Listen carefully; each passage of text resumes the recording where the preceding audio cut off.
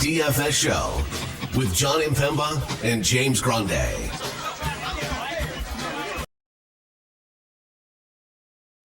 What is going on, FA Nation? John Impemba here with James Grande. Welcome into the Fantasy Alarm NBA DFS Playbook Preview Show. We're looking at the Tuesday 7-game main slate here. James, got a couple of teams on back-to-backs. We got some injury news that's also carrying over to this Tuesday slate. Fred VanVleet looking like not just a one-game absence. He's missed the Monday slate. He's going to be, what they say, week to week with the injury that he is dealing with there. So could be without him in Houston, which means Amen Thompson not only already in the starting lineup, but more in that point guard facilitator role. We'll see what happens with Alperen Şengün. They had a pretty interesting starting lineup tonight with Tara Easton and Jayshawn Tate. Entering that starting lineup.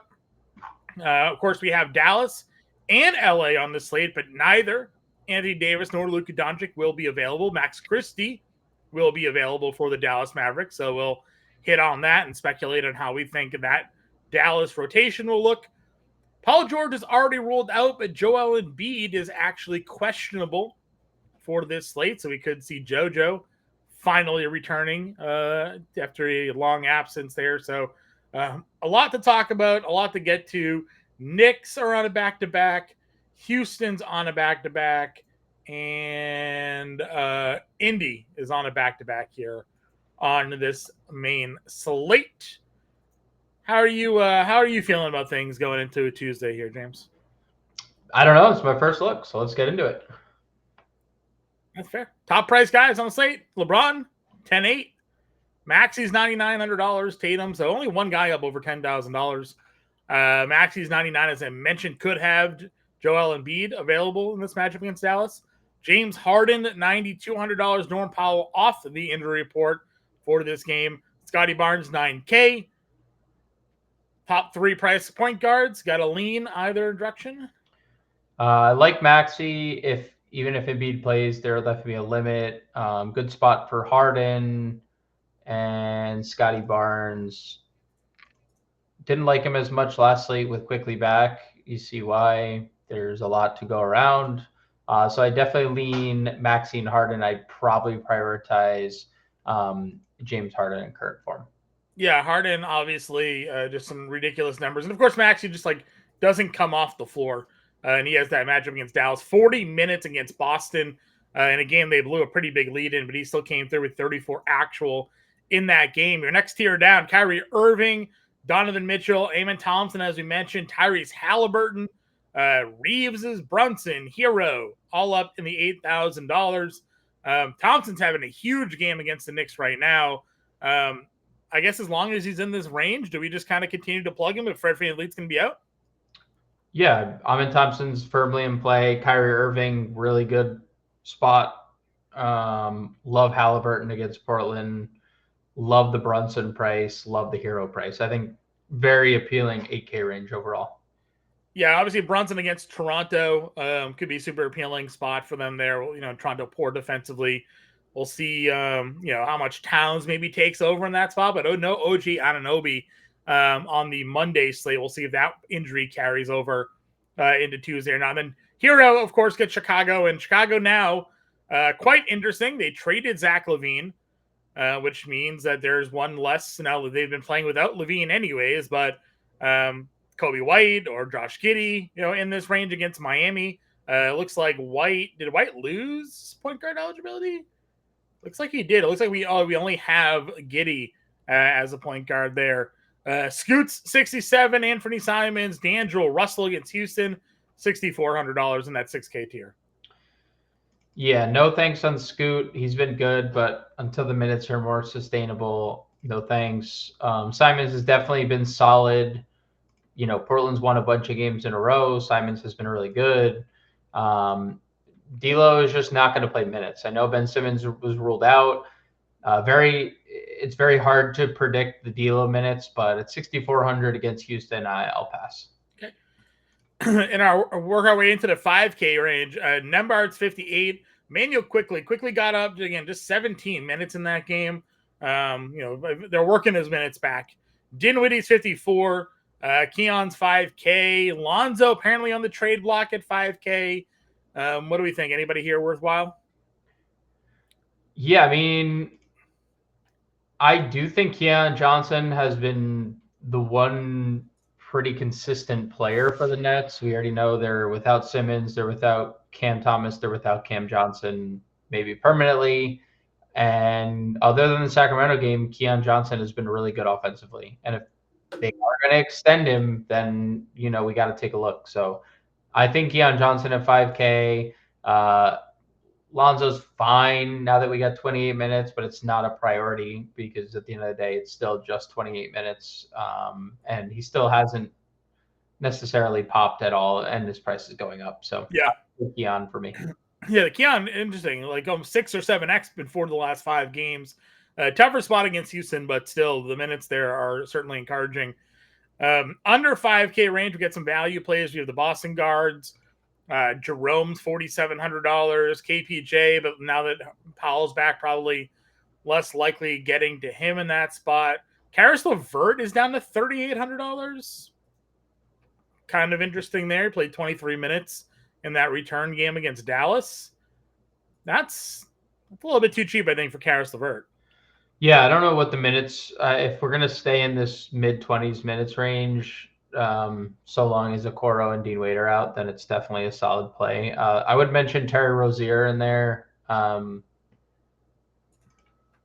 on Terry Rozier like he bets on himself is a good idea. So he's been good the last few games, obviously, like amidst the Butler rumors and stuff. I mean, he played 32 minutes and closed the game. Like they're going to start Haywood Highsmith, but he played 23 minutes, didn't play after the third quarter again. So, 32 minutes last game for Rozier. I believe he closed, 33 in the game prior. He closed that one too. So, I would also look towards T Rose as well.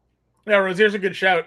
Like you said, starting to pick up his play here. 30 minutes in 3 of the last 4, and in those 3 games, 29, 35, 36 fantasy points at $4,600. Price is going down on Rozier as the production goes up. So something to certainly look at. Anything else for you? We briefly today had McBride in the starting lineup, and then they moved to Achua, which we expected. If McBride was to maybe start against Toronto because they like that matchup better, would you give him a look? Yes, if he's starting. Okay. Shooting guard. Donovan Mitchell's 86. Again, Reeves is at 85. No Anthony Davis. No, obviously, no Luka Doncic for the current time being. Jaylen Brown, 8K. Jalen Green, $7,400. Yeah, I mean, the top of shooting guard is interesting. You could play Donnie Mitch against just about anyone. Has looked really good against Boston in 2 matchups with them. 8,600's, perfectly fine when we get the ceiling minutes. 85 for Reeves is what it is. And it's the Clippers. It really just is what it is. I know he was great against the Lakers. I don't know. A little indifferent. You need 42.5 for 5x at 8,500, right? So. Yeah, I'm just a little indifferent. At that price. I'd rather just play Jaylen Brown at $8,000. I'd just rather play Jalen Green for 7,400. Or Norm at 69. Norm off the injury report. If Embiid's out, you just play Kelly Oubre again because Kelly Oubre's been awesome. You could play Reeves. I just think basically every name that in existence under him is better than him at their prices. I agree. And again, the Oubre shout for you. You had his rebounds prop written up against Boston. Obviously, he's been crushing it. If Joel Embiid does play, does that take you off of Oubre, though? I mean, obviously, there's some other guys we like in this range, or is it strictly you're just good with Oubre as long as Paul George is out? Yes. If Embiid is in, I am less likely to get to Kelly Oubre. Okay. Kobe White's $6,400. Like I said, shooting guard only now. You've talked a lot about what his usage rate looks like without Levine. Against Detroit, it just happened to be a Nikola Vucevic day, but he still had 22 actual points. Are we just buying all the Kobe White stock right now? Yeah, and he sucked. I mean, he 5 of 17 from the floor, 3 of 10 from the field, 9 of 9 from the foul line, bailed him out. So if that's the type of usage we're going to get out of Kobe White, then I'm perfectly fine. Obviously, the positional eligibility took a big hit, losing the point guard. But if he's going to be the lead dog in terms of usage, I definitely have interest. Yep. Mikal Bridges was having himself a pretty good day. I'm going to go see what the last check is there. But we talk a lot, right? You take some guys out of the rotations, others step up. It could have also just sort of been matchup dependent. But what are your thoughts here on Bridges in this spot against Toronto? Yeah, I mean, I am fine with it. Tom Thibodeau had spoke to the media and said that OG is day to day. Yeah. What that means is probably what it sounds like, but I mean, that guy gives no information out ever. So, if I had to guess, I would say OG's out on the second leg of a back-to-back after missing the front leg, but that would be really the only scenario I ever play Bridges, because I don't ever click on his name. He's the fourth option, third or fourth, or if Josh Hart's scoring, fifth option on a night-to-night basis, and that's just when two players on your team have a 30% usage rate. It's very hard for you to guess those other ancillary pieces correct. So, on Bridges, OG has to be out to have any interest. Tamani Kamara continues to play a boatload of minutes and is having another stretch where he is being rather productive, rebounding, 10 and 11 rebounds in 2 of the last 3 games at 18 actual. Little revenge game there against Phoenix, maybe.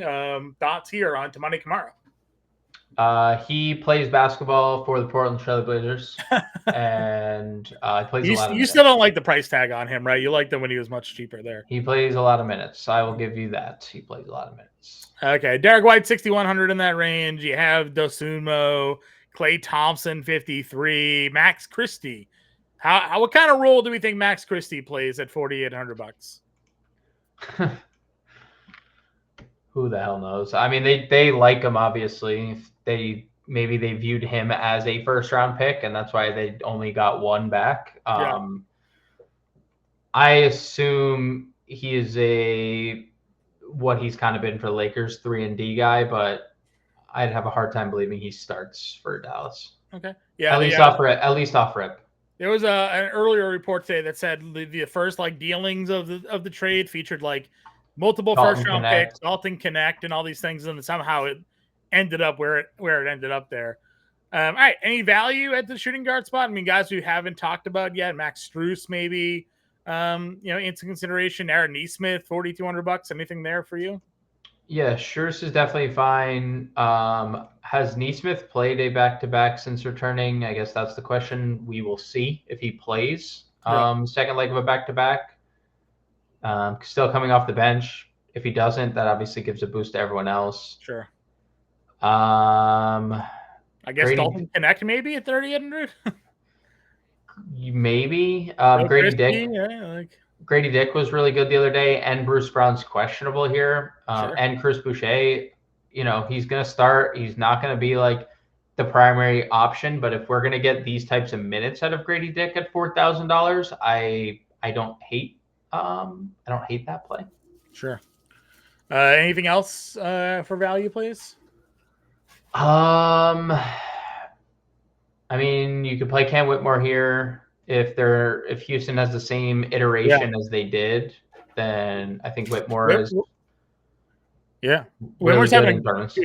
Sorry, I think I got a little delay lag there. Whitmore's playing really well tonight right now, so he has that ceiling. So I think Cam Whitmore, and then I don't love this, but I'll just throw it out there. I know it's been largely blowouts related, but Sam Merrill has played in the 20s, 3 straight games, has played 22 minutes or more in 5 of 7. So, yeah, I mean the scoring for him in that game, 9 of 14. Obviously, that was a huge blowout, as you mentioned there. But he's been in their rotation. I guess we'll see, if it ends up being a competitive game or not there. But yeah, small forward, Jason Tatum's $9,800 against Scotty Barnes is $9K. Can play Thompson, Brown here. You are all in on Josh Hart or we're always all in on Josh Hart. Not calling you out specifically, but we are always all in on Josh Hart. Having another Josh Hart-ish type game so far against Houston, 12, 5, and 4 through 3 quarters. Good mid-tier option gets Toronto this go around. Yeah, I mean, he's just always a tournament option for us. Yeah, agreed. Any other plays in this mid-range? What do we? PJ Washington, like what? Obviously, still a good play right now. I wonder what happens to him when Anthony Davis makes his debut. My expectation is they would start and they just go really big, and PJ's year 3 because they've already indicated that AD's year starting 4. Yeah. So either Gafford while they still have Lively out if Lively plays again this year, PJ, Kyrie, Clay is probably your 2. So you're just running a really big lineup. I was gonna say PJ at the 3 is a huge lineup. It is, but they use PJ to guard. They use PJ to guard like the opponent's best perimeter defender or offensive player anyway. So it's not like this is like if they're playing Cade, Detroit, he's guarding Cade. If they're playing Minnesota, he's guarding Minnesota, or Edwards. That's kind of his role. And also, I think more often than not, like whether AD wants to play the 5 or the 4, there's going to be a lot of scenarios where AD's closing at the 5. He may think that he's starting the game at the 4, but optical illusion, he's actually going to be closing at the 5, and then you have PJ sliding into the 4, more natural stuff. So I like PJ. I mean, the team hasn't changed yet, and PJ Washington has been amazing every game. So as long as his price, which dropped $200 after going for 40, 57, and 48, I have interest. Yeah, I agree, 100%. Get him now, right? Well, AD's out because we don't know how much longer he's going to be this productive. We did finally get an RJ Barrett game. I've been calling for it for weeks. I didn't play him when it happened. 9 of 21. Yeah, you 43 fantasy points. He filled up the stat sheet. He's $7,000. Maybe not the best spot when you have Kawhi at the same price and Norm a little bit cheaper, and then Denny here as well. Yeah, I don't know what the hell to do with Denny though, because the minutes are back trending in the wrong direction again, and he may be starting. Blowout related though, lost by 30, like both of those games essentially. One by 30. 1 by 30 rather. Portland's like the hottest team in the NBA right now. Yeah, I mean, yes, but Kamara played 35, Simons played 30, Ayton's played 30 in both games. Jeremy Grant played mid-30s. I don't know. I don't. It's just it's a hard thing to assess because it's always seemingly him that loses out time. That's a good point. It is him that when they do squeeze, he squeezed, right? I don't know if he's not always gonna be the guy getting the short end of the stick, but if someone gets it, he's usually handed it, right? It's Chauncey's here, you have a seat next to me. So yeah, I like RJ, I like Kawhi, Norm, Denny, is fine in tournaments. That's the only place I'd probably get to him. Okay. Anybody in this low 5K tier that we haven't talked about yet? Rui, maybe? Rui, yes. He has been really good the last few games, scoring, which has been a welcoming sight for the Lakers, I'm sure. Yeah. So it's not the best spot, but they're just what they are. They're very shorthanded, obviously, in the front court. He may be traded. Who knows? Reeves may be traded. Who knows? We'll see what their final iteration is. They're looking at the front court, but as long as Rui's on this roster, I do think that's probably your 5K play. Okay.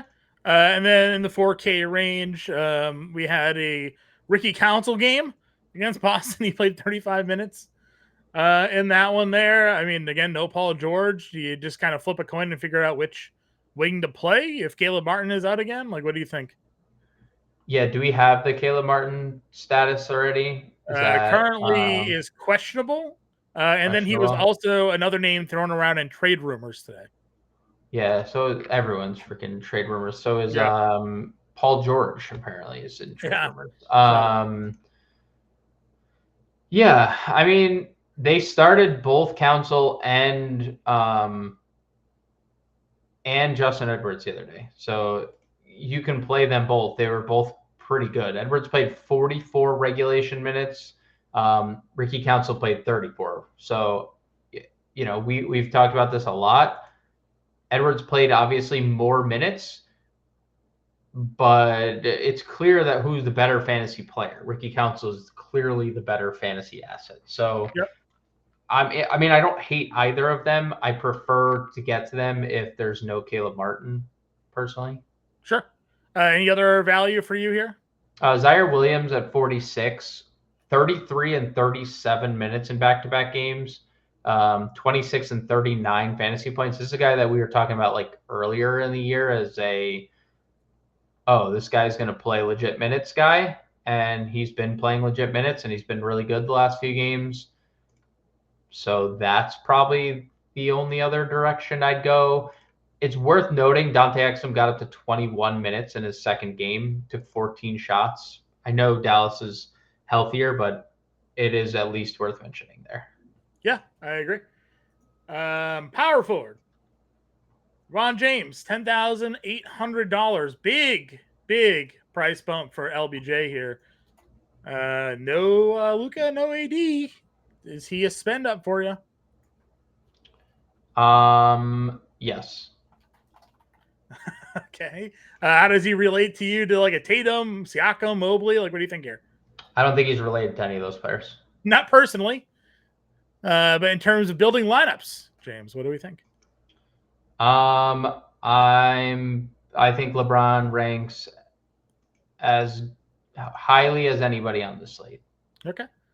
Would he be like your top overall spend on this slate? I mean, he's the top overall spend up in terms of pricing. Yes. Okay.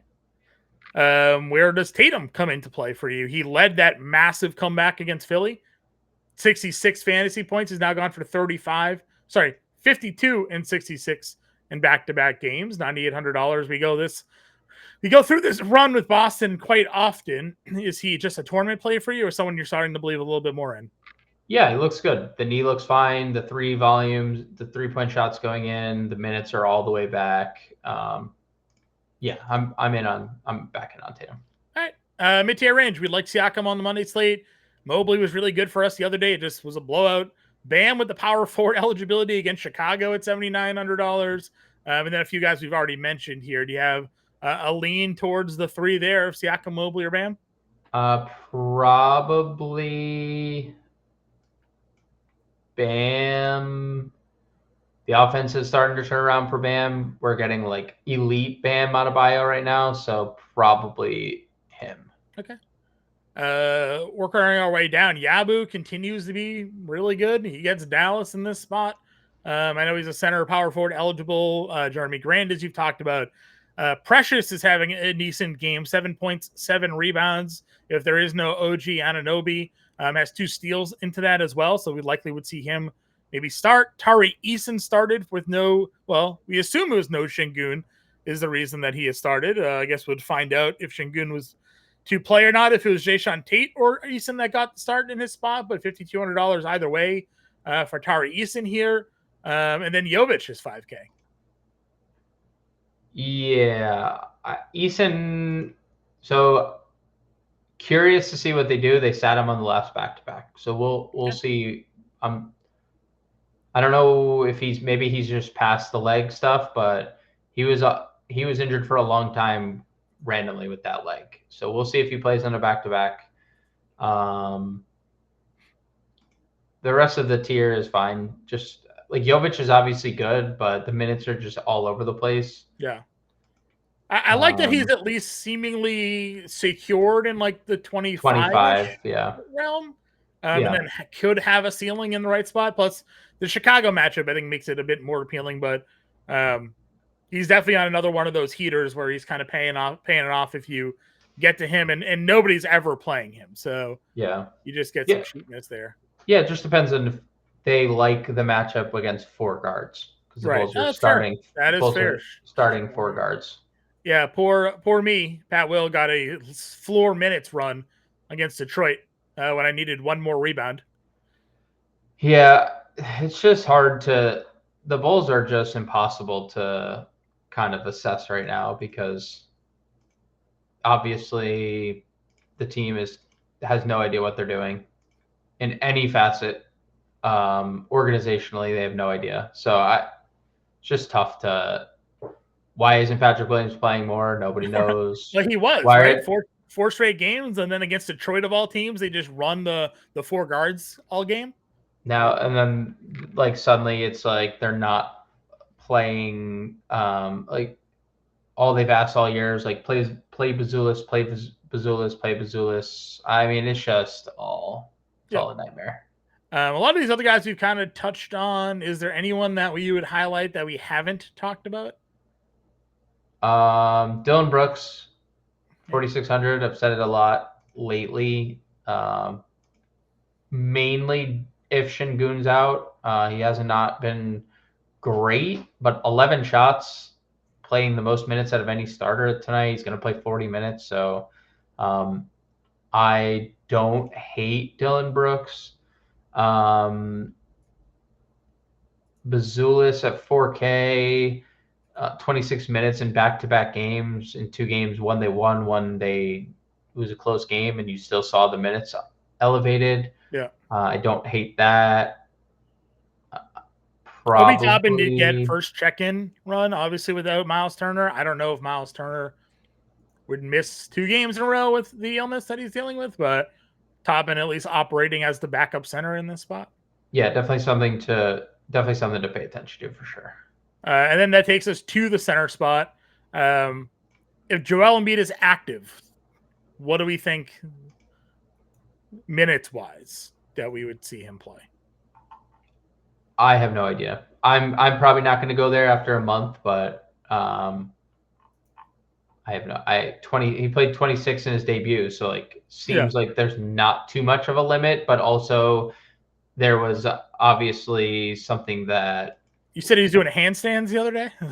I mean, it's crazy. I'm a little indifferent about playing that. Where would we go then? Obviously, Towns is 94. Luke is coming off of a huge game. You could have Şengün back at 89. Gafford has been really good. If it's him versus Yabusele, could be a pretty solid spot for him. Like, what are we thinking at center here? Yeah, love Towns for sure. I know he's had a little bit of a tough time lately, but Toronto heals all. Vooch coming off a triple-double. Will he still be a Bull by the time this game comes around? I don't know, but it's true. No Levine, 60 fantasy point triple-double. The triple-double is a little bit of an anomaly, but he also is just a good fantasy player. With the price coming down, Talk Mobley Band, both are great. Zubats should have no problem in this matchup.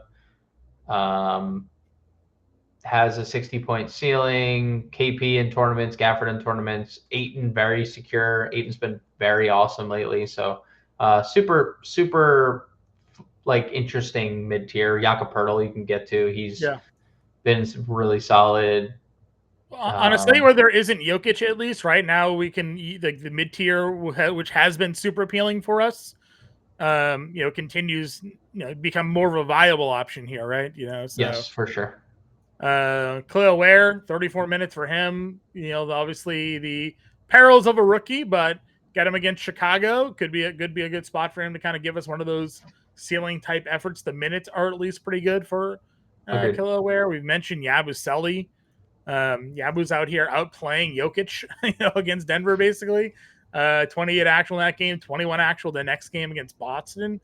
Maybe auditioning. So if there's no JoJo, you got Yabu there. Anything else for you at center?